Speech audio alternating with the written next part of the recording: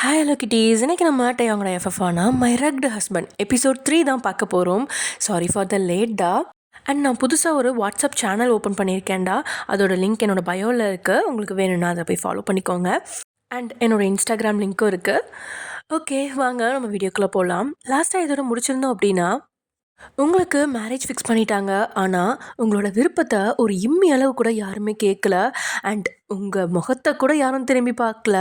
உங்களை ஜஸ்ட் ஒரு பொம்மையாட்டம் கொண்டு வந்து நிற்க வச்சு, ஓகே ஓகே, பொண்ணெல்லாம் அழகாக இருக்கா, சூப்பராக இருக்கா, என் பையனுக்கு ஓகே அப்படின்னு சொல்லி தட்டை மாற்றிட்டு கிளம்பி போயிட்டாங்க.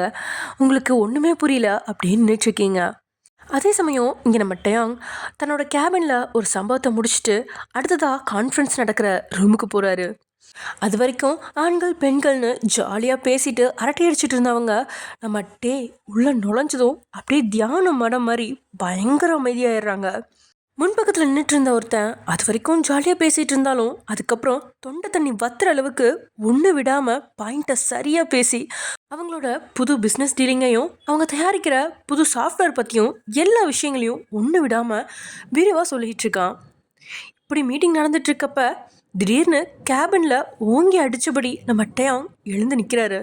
அதை பார்த்து எல்லாருமே கதிகலங்கி போய் அவர் பக்கம் பார்வையை திருப்ப 1349 இந்த சீட்டில் இருக்க 4 பேர் எலும்பி இந்த பக்கம் வாங்கடி அப்படின்னு டே ஒரு குரல் கொடுக்க 4 பேருமே பதட்டப்பட்டு பயந்துக்கிட்டே எந்திரிச்சு இந்த பக்கம் வர அவங்க 4 பேர் கன்னத்துலேயும் பல்லார் பல்லார்னு 4 அறை கிடைக்குது. இதனால் 4 பேருமே கன்னத்தில் கை வச்சுட்டு நிற்க டே வரிசையாக ஒவ்வொருத்தர்கிட்டையும், உனக்கு மீட்டிங் நடந்துட்டு இருக்கும்போது மொபைலில் மெசேஜ் அனுப்பி ஆகணுமா? அப்புறம் நீங்கள் 2 பேரும் மீட்டிங் ஹாலில் கையை பிடிச்சி ஃபன் பண்ணிகிட்ருக்கீங்களா? அப்புறம் கடைசியாக நீ மீட்டிங் கவனிக்காமல் ட்ராயிங் வரைஞ்சிட்ருக்கியா அப்படின்னு டேயாங் கேட்க 4 பேர்த்துக்குமே அப்படியே தூக்கி வாரி போட்டுருச்சு. இது எப்படி அவருக்கு தெரியும் அப்படிங்கிற மாதிரி மைண்ட் வாய்ஸோட நடுநடுங்கி நின்றுட்டுருக்காங்க. யோ மேனேஜர் அப்படின்னு டேயாங் குரல் கொடுக்க டேயாங் மீட்டிங்க்கு போனதுனால அப்பாடா இப்போ தான் நமக்கு நிம்மதி அப்படின்னு சொல்லி அப்போ தான் சுகர் டேப்லெட் எடுத்து வாயில் போடலான்னு போகிறாரு. அதுக்குள்ளே அவர் காதுக்குள்ளே ஒரு ஃப்ளோரை தாண்டியுமே நம்ம டேயாங்கோட குரல் கேட்குது. அப்படியே ஒரே ஓட்டமாக ஓடி வந்து ஜெட்டு வேகத்தில் நம்ம டே முன்னாடி நிற்கிறாரு. யோ, இந்த பொண்ணுங்க 4 பேரையும் யாரை கேட்டு வேலைக்கு வச்ச? இனிமே என் ஆஃபீஸில் பொண்ணுங்களை அதிகமாக வேலைக்கு எடுத்தா உன்னை தூக்கி போட்டு மிதிப்பேன். இனிமே இந்த 4 கேடிகளும் என் கண்ணு முன்னாடி இருக்கக்கூடாது. மாத கடைசி ஆனாலும் இந்த மாதம் அவங்க வேலை செஞ்சதுக்கான சம்பளமும் கொடுக்கக்கூடாது. இவங்களை இப்போவே வேலையை விட்டு தூக்கு அப்படின்னு அங்கே இருக்கிற எல்லாருமே பயப்படுற அளவுக்கு கத்தி சொல்கிறாரு. அதை கேட்டு அந்த பொண்ணுங்களும் நடுங்கி நிற்கும் போதே மேனேஜர் பிரச்சனை பெருசாகக்கூடாது அப்படின்னு அந்த பொண்ணுங்களுக்கு பக்கத்தில் வந்து, என்னம்மா பாஸா சொல்லிட்டார்ல, சீக்கிரமாக கிளம்பி கீழே போங்க அப்படின்னு சொல்ல மற்ற 3 பொண்ணுங்களும் கிளம்பிட்டாலும் அதுலேருந்து ஒரு பொண்ணு மட்டும் நம்ம டேயாங் காலில் விழுந்து கெஞ்சிக்கிட்டே, சார், என் குழந்த உடம்பு முடியாமல் ஹாஸ்பிட்டலில் அட்மிட் பண்ணியிருக்காங்க. அவள் இப்போ எப்படி இருக்கான்னு கேட்குறதுக்காக தான் நான் அத்தைக்கு மெசேஜ் அனுப்பினேன். மற்றபடி நான் மீட்டிங் கவனிச்சிட்டு தான் சார் இருந்தேன். ப்ளீஸ் என்னை வேலை விட்டு தூக்கிடாதீங்க. எனக்கு ஹஸ்பண்ட் இல்லை. இந்த வேலையும் இதுலேருந்து வர சம்பளத்தையும் நம்பி தான் என் குடும்பமே இருக்குது. உங்களை ஒரு சாராக மட்டும் இல்லாமல் என் அண்ணனாவும் பார்க்குறேன்.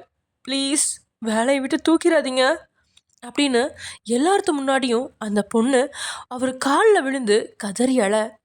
அப்படியே ஒரு செகண்ட் அவளை பார்த்தவர் அவள் ஷோல்டரில் கை வச்சு அவளை எழுப்பி விட்டு அவளோட ஷோல்டரில் அப்படியே மேலேயும் கீழேயுமா கை விரலால் வருடி அந்த பொண்ணையே அசிங்கமாக உணர வைக்கிறாரு. ஏம்மா, இப்படி சென்டிமெண்ட்டாக பேசி என் நெஞ்சு நக்கிட்ட. நீ என்ன அண்ணான்னு நினச்சாலும் நான் உன்னை தங்கச்சியை நினைக்கலையே. இருந்தாலும் உனக்கு புருஷன் இல்லைன்னு சொன்ன பார்த்தியா, அது அது மட்டும்தான் என் ஹார்ட் டச் பண்ணிடுச்சு. உனக்கு புருஷன் இல்லைன்னா நீ வேணா என் கூட வரியா? ஒரு பிள்ளைக்கு அம்மாவாக இருந்தாலும் பார்க்க நல்லா கும்முன்னு தான் இருக்க. டெய்லி நைட் எனக்கு கம்பெனி தந்தாலே நீங்கள் வாங்குகிற சம்பளத்தை விட டபுளாக உனக்கு பணம் கிடைக்கும். என் டீலுக்கு ஓகேனா இங்கேயே நில்லு, இல்லைனா என் கண்ணு முன்னாடி நிற்காம கிளம்புடி அப்படின்னு எல்லாரும் முன்னாடியும் அவளை கேவலப்படுத்தி அனுப்புகிறான். டேங்கிட்டிருந்து இப்படி ஒரு வார்த்தையை எதிர்பார்க்காத அந்த பொண்ணு கண்களில் கண்ணீர் தேங்கி அழுதுகிட்டே அங்கேருந்து ஓடிடுறா. இதை பார்த்து லைட்டாக சிரிச்சிட்டேன். எல்லாரும் முன்னாடி சீன் போடுறா.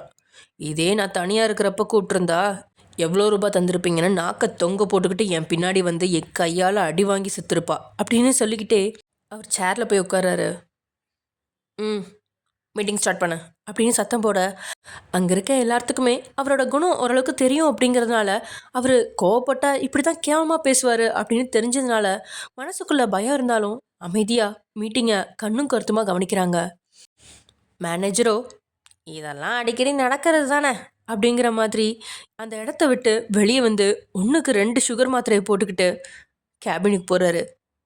அதே சமயம் இங்கே உங்கள் வீட்டில் எல்லாரும் தட்டை மாற்றினதுக்கப்புறம் லக்ஷ்மி உங்ககிட்ட கேட்குறாங்க, உனக்கு ஏதாவது ஆசை இருக்காமா அப்படின்னு. நீங்கள் அப்படியே எல்லார்த்தையும் பார்க்குறீங்க. உங்கள் சித்தி, சித்தப்பா, நளினி எல்லார்த்தையும் பார்க்க அவங்களோட பார்வை ரணக்கொடூரமாக இருக்குது. உங்களுக்கு ஏதோ சம்திங் சொல்லணும்னு வாய் வரைக்கும் வந்தாலும் அப்படியே அதை முழுங்கிட்டு, இல்லை எனக்கு எந்த ஆசையும் இல்லை அப்படின்னு சொல்கிறீங்க. இல்லைம்மா, உனக்கு ஏதாவது ஆசை இருந்தால் கூட சொல்லு, அந்தபடியே செஞ்சுக்கலாம். இப்படி கல்யாணம் பண்ணும் அப்படி கல்யாணம் பண்ணணுன்னு நிறைய பொண்ணுங்க இப்போல்லாம் ஆசையாக வச்சுருக்காங்கல்ல அப்படின்னு லக்ஷ்மி மறுபடியும் கேட்க, சம்மந்தி அவள் சின்ன பொண்ணு, அவளுக்கு என்ன ஆசை இருக்க போகுது? நீங்கள் வாங்க, இப்போயே மணி 3 ஆயிடுச்சு, கல்யாண வேலை 1008 கிடக்கு, இனி சொந்த பந்தங்களுக்கெலாம் சொல்ல வேண்டியிருக்கு, ஷாப்பிங் இருக்குது அப்படின்னு உங்ககிட்ட லக்ஷ்மி பேச வந்ததையும் தடுக்கிறாங்க உங்கள் சித்தி. ஆமாம்மா, சரியாக சொன்னீங்க சம்மந்தி. நாங்களும் இனிதான் வயனுக்கு புடவை நகையெல்லாம் எடுக்க வேண்டியிருக்கு. அப்புறம் நீங்கள் ரூம் ரெடி பண்ண வேண்டாம். என் பையன் எனக்காக 2.5 கோடி ரூபாய் கொடுத்து இங்கே ஒரு கெஸ்ட் ஹவுஸ் வாங்கிட்டான். அதனால நாங்கள் அங்கே தான் தங்க போகிறோம் அப்படின்னு லக்ஷ்மி அசால்ட்டாக சொல்ல அதை கேட்ட உங்கள் சித்திக்கு கண் வழியே பிதுங்கிருச்சு. அப்போது நளினியோ, என்னது 2 நாள் தங்க அந்த கெஸ்ட் ஹவுஸையே விலைக்கு வாங்கிட்டீங்களா அப்படின்னு வாய்க்குள்ளே சொல்கிறேன்னு நினச்சிட்டு கொஞ்சம் வெளியவே சொல்லிட்டா. ஆமாம்மா, நாளைக்கு நாங்கள் வயனை கல்யாணம் பண்ணி கூட்டிகிட்டு போனாலும் அவள் ஆசைப்படும் போது அவளை இந்த ஊருக்கு கூட்டிகிட்டு வரணும், இந்த ஊரை சுற்றி பார்க்கணும். அப்போல்லாம் சும்மா சும்மா ஹோட்டலில் ரூம் புக் பண்ணிகிட்ருக்க முடியாது இல்லையா?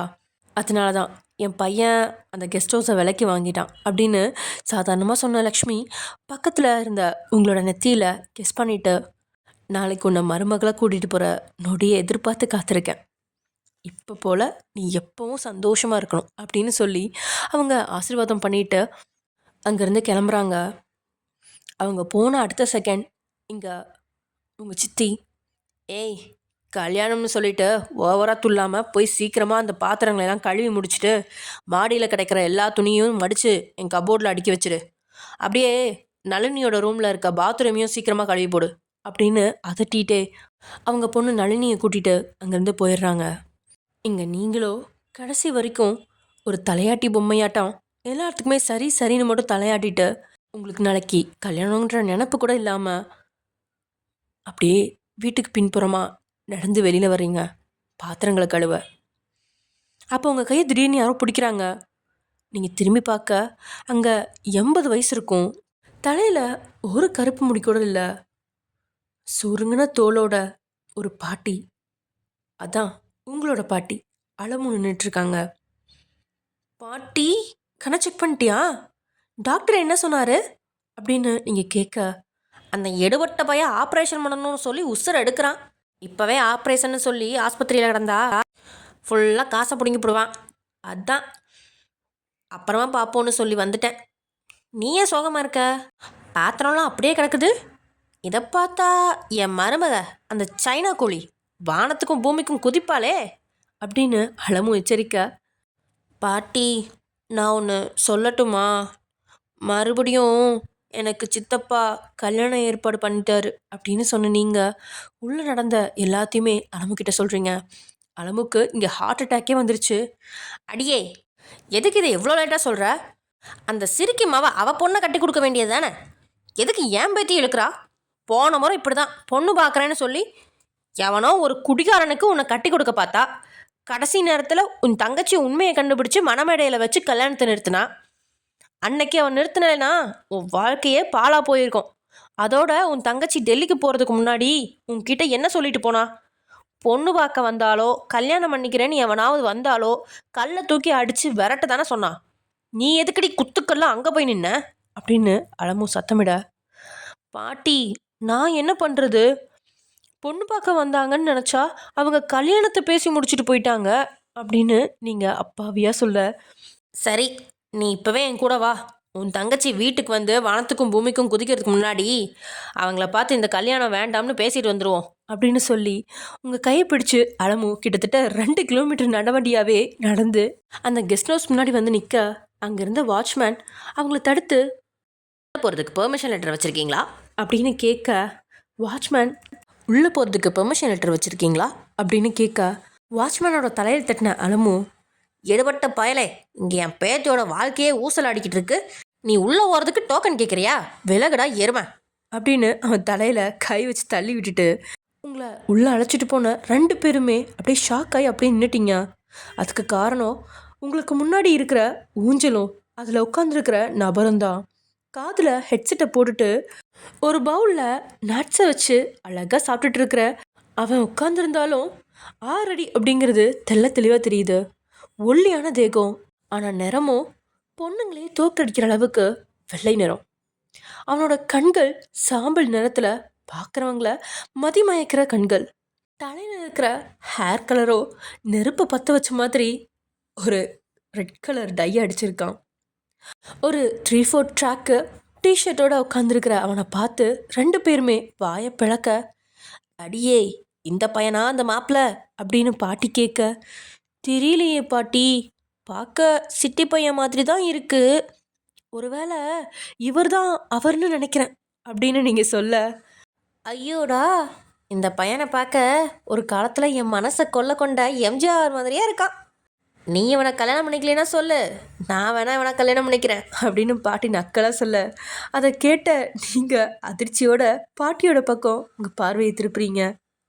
பாட்டி கல்யாணத்தை நிறுத்த போகிறேன்னு சொல்லிட்டு இப்போ அந்த பையனை சைட் அடிச்சிட்டு இருக்க, இது உனக்கே ஓவராக தெரியலையா அப்படின்னு நீங்கள் பாட்டியோட மூளையில் உரைக்கிற மாதிரி ஒரு வார்த்தையை சொல்ல, அதை கேட்டதுக்கப்புறம் தான், சே என்ன வேலை செய்ய வந்து என்ன வேலை பார்த்துட்ருக்கோம் பாரு அப்படின்னு புரிஞ்சு உங்கள் கையை பிடிச்சி இழுத்துக்கிட்டு மறுபடியும் வீட்டுக்குள்ளே கூட்டிகிட்டு போக, அங்கே லக்ஷ்மியும் கண்ணம்மாவும் அங்கே இருக்க வேலையாட்கள் எல்லாத்துக்கும் என்னென்ன பொருளாக வாங்கிட்டு வரணும், என்னென்ன பண்ணணும், டெக்கரேஷனுக்குலாம் எப்படி பண்ணணும், என்ன பண்ணணும்னு சொல்லிகிட்டு இருக்காங்க.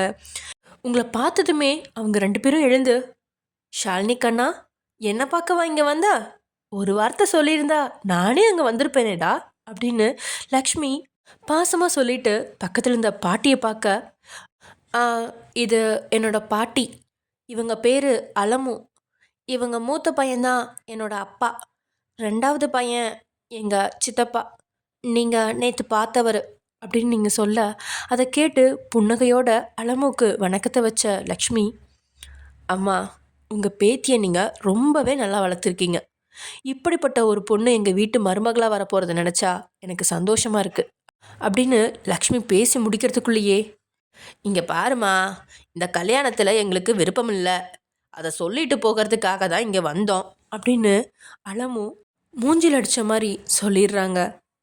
அவங்களோட அந்த வார்த்தை லக்ஷ்மியோட கண்களில் நீர் கோர்க்க வச்சிருச்சு.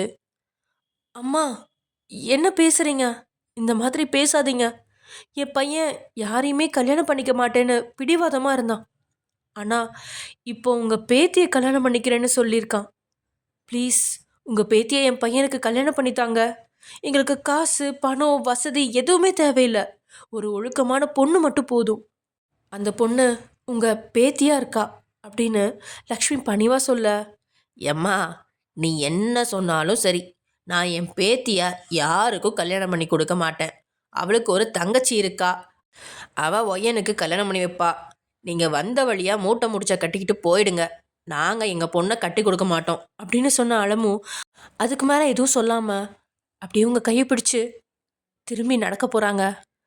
அப்போது அங்கே நீங்கள் கொஞ்ச நேரத்துக்கு முன்னாடி பார்த்த அந்த பையன் உங்கள் முன்னாடி நிற்கிறான். ஹேய் அண்ணி அப்படின்னு கையசிச்சவன் பக்கத்தில் நின்ன பாட்டியை திடீர்னு கட்டிப்பிடிச்சு, ஹலோ பாட்டி அப்படின்னு சொல்லிட்டு விலகிறான். அவன் கட்டிப்பிடிச்சதில் ஒரு செகண்ட் 2 பேருமே ஷாக் ஆகி போய் நிற்கிறாங்க. அப்போது அவன் பக்கத்தில் வந்து நின்ன லக்ஷ்மி, அம்மா இது என் 2வது பையன் ஜிமின், இவனோட அண்ணாக்கு தான் உங்கள் பேத்தியை கேட்டு வந்திருக்கோம். நீங்கள் எதுக்காக இந்த கல்யாணம் வேண்டான்னு சொல்கிறீங்கன்னு முதல்ல காரணத்தை சொல்லுங்க. நான் அதை சரி பண்ணுறேன் அப்படின்னு லக்ஷ்மி கையெடுத்து கும்பிட்டு கேட்க, பாட்டி கொஞ்சம் கூட அசராம உங்கள் கையை பிடிச்சிட்டு வெளியில் போக பார்க்குறாங்க. அதை பார்த்த ஜிமின், பாட்டி ஏன் இப்படி பண்ணுறீங்க? நீங்கள் வாயை திறந்து உங்களுக்கு என்ன பிரச்சனைன்னு சொன்னால் தானே எங்களுக்கு தெரியும். அதை விட்டுட்டு கல்யாணம் வேண்டான்னு மட்டும் சொல்லிட்டு போயிட்டே இருக்கீங்க. முதல்ல மனசை விட்டு பேசுங்க பாட்டி. அப்பதான் ஒருத்தவங்களோட பிரச்சனையை இன்னொருத்தரால் புரிஞ்சுக்கிட்டு ஆறுதலாக இருக்க முடியும் அப்படின்னு ஜிமின் தன்மையாக பேச, அந்த வார்த்தையால் கரைஞ்சு போன நீங்கள், இங்கே பாரு பேராண்டி, என் பேத்தி இது வரைக்கும் எந்த ஒரு சந்தோஷத்தையும் அனுபவிச்சதில்லை, கஷ்டத்தை மட்டும்தான் அனுபவிச்சிருக்கா. அதனால தான் இப்படி அவசர அவசரமாக கல்யாணம் பண்ணிக்க நினைக்கிற உங்களோட சம்மந்தம் வேண்டான்னு சொல்கிறேன் அப்படின்னு அளவும் பட்டுன்னு சொல்ல, அதை கேட்ட லக்ஷ்மி அதிர்ச்சி அடைஞ்சாலும் ஜிமின் புண்ணாச்சபடியே, இதுதான் பிரச்சனையா பாட்டி? இதை முதல்ல சொல்லியிருக்க வேண்டியது தானே. இப்போ உங்களுக்கு இந்த கல்யாணம் அவசரமாக நடக்கிறதுனால பையன் எப்படிப்பட்டவனோன்னு நினச்சி பயப்படுறீங்க, அவ்வளோதானே. முதல்ல நீங்கள் என் அண்ணா கிட்ட பேசுங்க, எல்லா பிரச்சனையும் சால்வ் ஆகிடும்.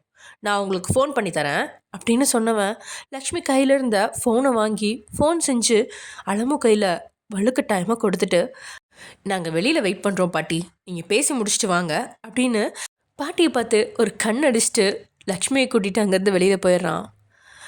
பாட்டி இவங்க ரொம்ப ஜாலி டைப்பாக இருக்காங்க, பேசின வரைக்கும் இவங்க ரொம்ப நல்லவங்க மாதிரி ஃபீல் ஆகுது. அப்போது இவங்க பையனும் நல்லவங்களாக தானே இருப்பாங்க அப்படின்னு நீங்கள் கேட்க, அடியே சும்மா இருடி, உனக்கு விவரம் தெரியாது. முதல்ல அந்த பையன் ஃபோன் எடுக்கட்டும், நாக்க பிடுங்குற மாதிரி முதல்ல 4 வார்த்தை பேசி ஆரம்பிப்போம். பையன் பொறுமையாக பேசினானா கல்யாணத்தை பற்றி யோசிக்கலாம், இல்லைனா அந்த சம்மந்தம் வேண்டான்னு இங்கேயே அத்து விட்டுட்டு போயிடலாம் அப்படின்னு பேசிகிட்டு இருக்கும்போதே எதிர்பக்கத்தில் இருந்தவன் ஃபோன் அட்டன் செய்யாமல் தொடர்பு துண்டிக்கப்படுது. பாட்டி ஃபோன் கட் ஆயிடுச்சு, அவங்கக்கிட்ட இன்னொரு முறை ஃபோன் பண்ணி தர சொல்லி கேட்போமா அப்படின்னு நீங்கள் கேட்க, அப்படியே உங்களை ஓரக்கனால் பார்த்து முறைச்சாலுமோ, அடியே அவன் சொந்த அம்மா ஃபோன் பண்ணியே எடுக்கலை, இப்படிப்பட்டவனை நீ கல்யாணம் பண்ணிக்கிட்டா நாளைக்கு நீ உடம்பு முடியாமல் இருந்து ஃபோன் பண்ணால் கூட அவன் ஃபோன் எடுத்து பேச மாட்டான், இவன் நமக்கு வேணாம் அப்படின்னு பாட்டி சொல்லிட்டு இருக்கும்போதே எதிர்பக்கத்துலேருந்து டயாங் ஃபோன் பண்ணுறான். பாட்டியோட பேசிகிட்டு இருந்த வாய் அப்படியே மூடிடுச்சு. அப்போ நீங்கள் ஃபோன் அட்டன் பண்ணி லவுட் ஸ்பீக்கரில் போட, இங்கே டேயோ, ஹலோ லக்ஷ்மி அம்மா, என்னை மன்னிச்சிடுங்க, நான் கொஞ்சம் பிஸியாக இருந்தேன், அதனால தான் ஃபோன் அட்டன் பண்ண முடியல. எனக்கு ரொம்ப டென்ஷனாகவும் ஒர்க் ப்ரெஷராகவும் இருக்குது. இந்த நேரத்தில் உங்கள் கையால் சமைச்சு சாப்பாடு சாப்பிடணுன்னு ஆசையாக இருக்குது. But it's okay, I can manage. ஒழுங்காக டேப்லெட் சாப்பிடுங்க, தேவையில்லாத ப்ரெஷர் தலையில் எடுத்துக்காதீங்க. எது வேணும்னாலும் வேலைக்காரங்க செஞ்சு தருவாங்க. ஸோ நீங்கள் பி கூலாக இருங்க. நான் இப்போது ஒரு சின்ன ஒர்க்கில் இருக்கேன், உங்களுக்கு நான் கொஞ்ச நேரத்தில் ஃபோன் பண்ணுறேன், பாய் மாம் அப்படின்னு சொன்னவன் காலை கட் பண்ணிட்டான். அவன் இவ்வளோ பேசியிருந்தாலும் அவனோட அந்த வார்த்தை உங்கள் 2 பேர் மனசையும் அப்படியே கொள்ளை அடிச்சிருச்சு. அதனால் கொஞ்ச நேரம் யோசிச்சாலமும், வயன் பையன் நல்லவன் மாதிரி தான் இருக்கான், பேசாமல் இவனுக்கே கழுத்தை நீட்டு. நான் ஏன் சொன்னேன்னா, அம்மாவுக்காகவே இவ்வளோ யோசிக்கிறான், அப்போது கட்டுன பொண்டாட்டிய கண் கலங்காமல் பார்த்துக்க மாட்டானா அப்படின்னு அலமு சொன்ன வார்த்தையால் சொக்கி போய் டிங்கு டிங்குன்னு சரின்னு தலையாட்டுறீங்க. அப்படின்னு நீங்கள் 2 பேரும் வெளியில் வர லக்ஷ்மி உங்களுக்காக வெயிட் பண்ணி என்ன நடந்துச்சுன்னு கேட்க, நீங்களும் அதெல்லாம் சொல்கிறீங்க.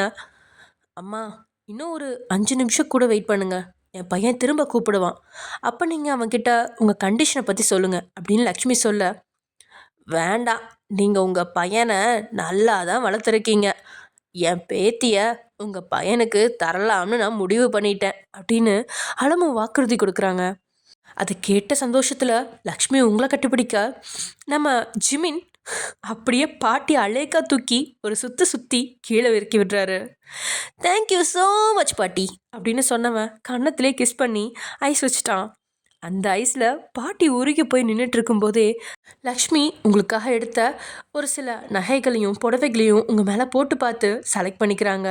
தென் லக்ஷ்மி அவங்களோட ஃபோனையே உங்ககிட்ட கொடுத்து, இங்கே பாருமா வயன், என் பையன் எப்போ ஆனாலும் ஃபோன் பண்ணுவான், என் பையன்கிட்ட நீ பேசு, உன் மனசில் ஏதாவது இருந்தால் சொல்லு, கல்யாணத்துக்கு முன்னாடி நீங்கள் 2 பேரும் மனசு விட்டு பேசுறது தான் நல்லது அப்படின்னு ஒரு நல்ல உள்ளம் கொண்டவங்களா மொபைலை உங்ககிட்ட கொடுத்து காரில் அனுப்பி வைக்கிறாங்க.